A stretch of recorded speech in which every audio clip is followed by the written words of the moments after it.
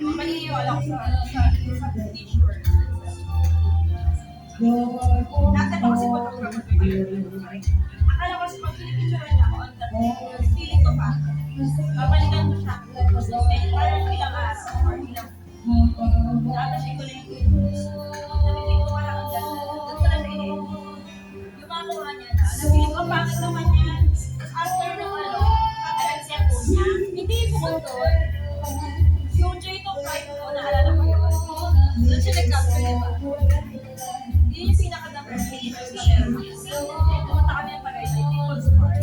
Dami yung mobile pa yun.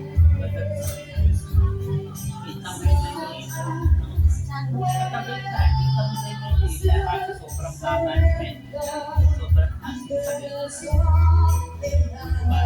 kita mo yung expressway, kita mo lahat dagat ng Laguna, kita mo yung bundok ng Quezon, Batangas, kita mo lahat pag nasa Tagaytay.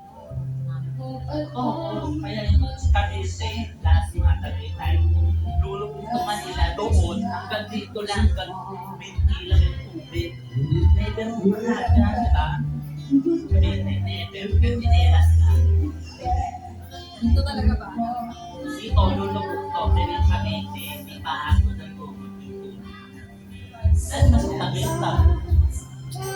Iba na ang Batangas.